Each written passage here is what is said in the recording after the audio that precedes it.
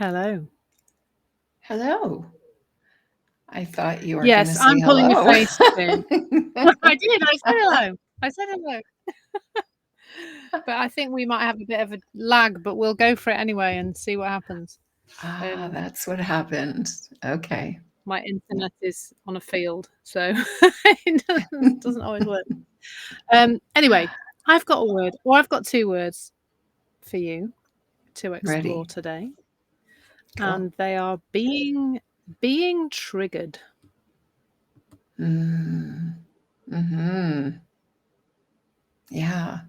I was triggered just about 15 minutes ago when I was sitting on my deck and I was doing a meditation with Muji.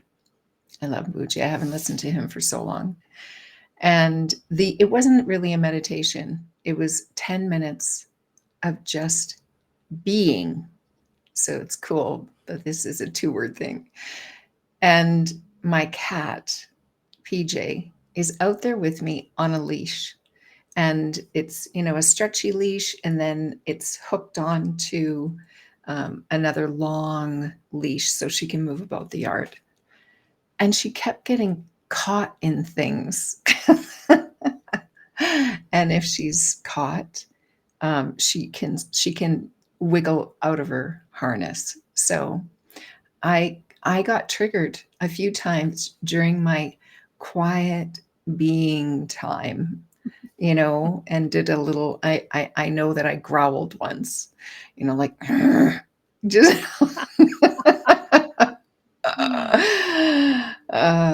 Yeah, as I was trying to be. So funny.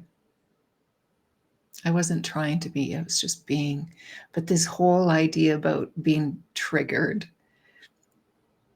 there was times, I'll use this because I didn't, at times in my 10 minutes of being, there were times where she caught my attention and I could see her going into an area that she sometimes got caught on these bricks.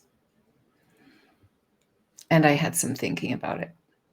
It's like, don't go there. And then it was like, oh, and then I just relaxed into it again.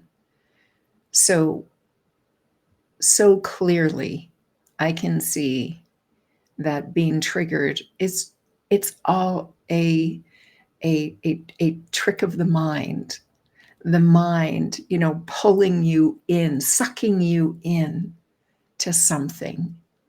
And it's something that you don't want, something that you're resisting. It was totally fine that PJ would get caught. It's totally fine that she goes to explore in places where her thing might get caught between the bricks. Because there's always that option of just being, even with that. So, this trigger, like I do get triggered. We all get triggered. We all get, and usually it's by something that, what I notice for myself, it's by something that, not always, because PJ isn't always getting caught. I'm not always sitting in silence and with PJ there, right? But it's always about something that we don't want, something that we're resisting, something that we're fighting against, something. And sometimes those things may have been with us for years. It's like, I know someone who gets really triggered by drivers who may take risks on the road, or may cut people off, or that kind of thing. There's tremendous triggering, and with the triggering is anger, frustration, and this spiral, or this spinning down this crazy, no good can come of it rabbit hole of tension, of stress, of a tight body. And when you really just see that we are awareness, that's what we are. So we're going to see things, we're going to catch things, we're going to notice things. And when you notice your reaction to it feeling not good, that there's, a furrowed brow, or there's a tone, more clearly, more evident is that feeling in the body of, and it's like it feels uncontrollable at times. Like I was practicing being and I growled, you know? I didn't, and then but I got it, right? It's like, "Oh, okay. I can I don't have to have that response." It's I'm going back to the getting frustrated by drivers who cut you off. Maybe, they're not paying attention, or maybe they're just, you know, one of those drivers that they make all of us better drivers because we get to navigate around them. But that initial, that sharp, quick response is just habitual thought. It's a pattern. And I see it as, once we become aware of it, once we notice it, then we have the opportunity to change it. We have the opportunity to do something different, or just nothing. Just let that drop and then see what comes up. Yeah. Yeah, it's really good because everybody is triggered by something. Yeah. And maybe that's the sentence that causes people the most suffering, being triggered by something. But that's the trap, isn't it? That Yeah. in that moment, the belief is that it's the something that's caused the feeling. And then our reaction is just, well, it's us trying to get back to calm by, gurring, or, in my case, spewing forth a load of criticism of somebody, or, like, in that moment, that's what just makes sense when we believe it's coming from out there. Of course, the doing of something out there is just all that could happen, really, from the place of believing that something has triggered us, rather than what you said, which is there's some habitual ways of being. We're there again. That we've just kind of got into a habit of doing, haven't we? They're just how we've learnt to be, how we've learnt to react, from the people around us, from our own experiences, from what's worked maybe in the past at some point. But that outside in kind of misunderstanding, that confusion, makes it really look like that other person, situation, whatever, has created a horrible feeling in us. But really, the horrible feeling is just this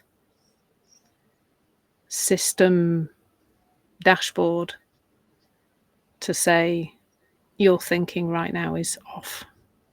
It's off. You're believing. I think we're triggering quite a lot of the time. You're believing that something should be different to how it is.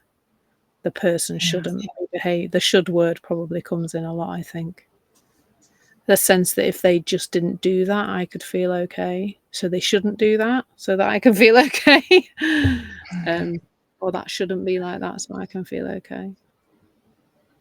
And I think I probably mentioned this story before, but there was one time when, we've had, my fiance and I've had persistent unpleasantness from somebody for 10 years, really. And it's still going on, not in the same volume, but still happening. And I remember one night receiving another one of her unpleasant messages, and feeling that feeling, like me, it's anger, is like up the middle of my body like a volcano, feeling it. And then something had flipped, something insightful happened in that moment. And I saw, because my previous my previous reaction had been to react back, send a message back, kind of retaliate basically. And it's like this little voice said, you do know you're not in a fit state of mind to answer that message, put your phone down. And I literally went from holding my phone to putting it down. And then when I went off and ate and watched a bit of TV and came back to it, I read it again and just went, I don't even know there's no answer to this. This is just somebody sending a message who's upset. I don't have to reply, and then didn't reply. And from that day on, it got an awful lot easier to just be aware of my own state of perceived triggerness in how that felt in my body. And then I didn't seem to need to reply even at all a lot of the time. Or if there was a reply, a lot of the replies went back down to a more practical, not just practical, so just only ever dealing with the practicalities of the relationship that we had to have with this woman, still have to have with her, rather than it being this sense of, I don't want to be triggered by you anymore, so you need to stop doing these things that you're doing so I can actually be happy. You're stealing my happiness. You're stealing my peace of mind. Because that's all we ever want, don't we? We just want to feel at peace. Yeah. And we just go about it in not always the most ideal way. But it's like that's our well-being. Even when we're feeling angry, that's our well-being trying to take us back to calm, but just misunderstanding how to get there, I suppose.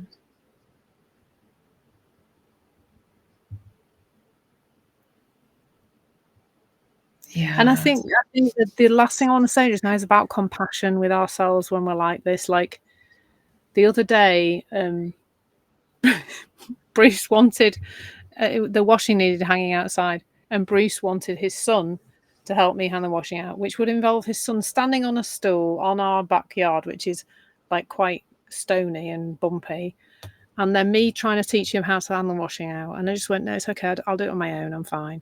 And Bruce just kept going, no, it's fine, I'll find a solution to get Ethan to come. And I just said, no, I don't really want him to help me, it's fine. And he just would not stop. And in the end, I proper shouted at him, I don't want it. proper lost it. Like, I don't want him to help me, just leave it, stop it. And then just went and hung the washing out on my own. But I think then we can kind of beat up on ourselves a bit. And I'd say, like, I went off and hung the washing, and I knew that my reaction was too much. And so then once I was calm, I could just say sorry very easily and explain that his persistence to try and make me do something I didn't want to do. I mean, don't try and boss a Bruce. That's just really a bad idea. So so we could laugh about it, and it was fine, and I could say sorry. But beating myself up for that and going, oh, what's wrong with me? Why have I done that? And like that really wouldn't have been very helpful. It was much better to just realize that in that moment there was a sense of it needing to stop in order for me to be able to be okay. And so that made sense. And then it didn't. Seconds later, it didn't make sense. But that's when we're then harsh on ourselves. And I would say to anybody who's like, thinks they're being triggered, or, it gets into those states quite a bit, to just, the first thing to put down is being harsh on yourself. Like, start there. Start with self-compassion. And then the rest will fall away more easily, I think. Yeah, indeed. You gave two really great examples of, like, this is normal. This is, or I wouldn't say, well, this is normal as a human being. It happens. As a human being, it happens.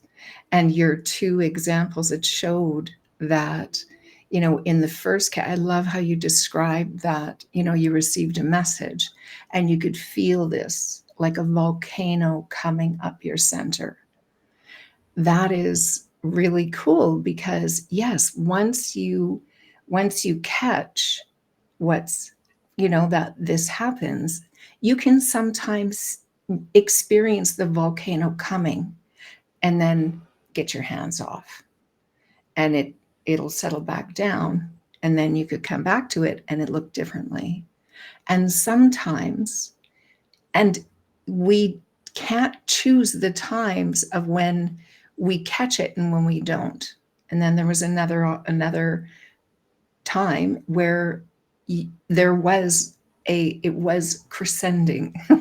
There was a crescendo. There was that building up.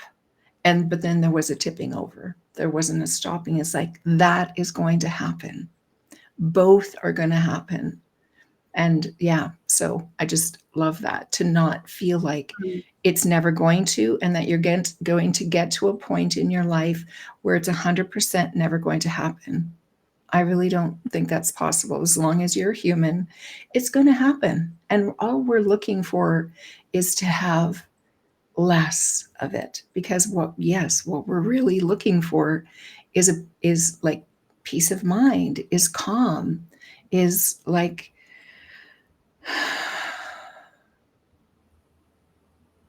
responses to life that feel good, or at least feel neutral, at least are not creating stress and strain. So yeah, understanding that it's going to happen.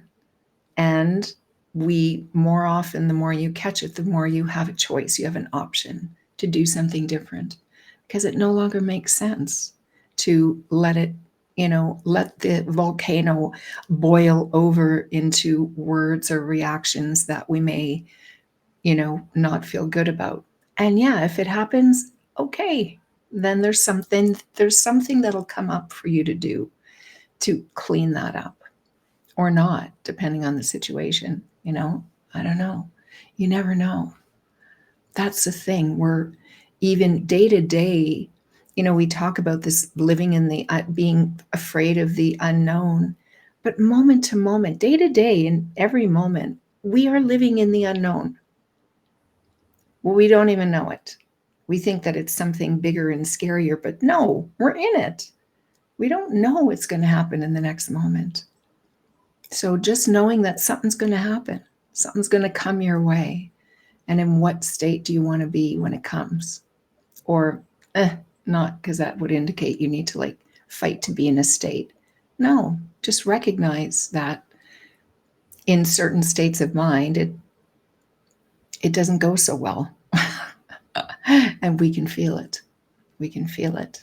And we can sometimes stop it in its tracks. Yeah, I think it's not trying to be in a certain state, but what I'm noticing at the moment, because I'm listening to a little bit of Abraham Hicks stuff at the moment, that I think there is something about practicing being in a good feeling and knowing what that feels like, and really getting in touch with how you are feeling, because we go through so much of our lives, we're not in our bodies at all, are we? We're in our heads, and we're thinking,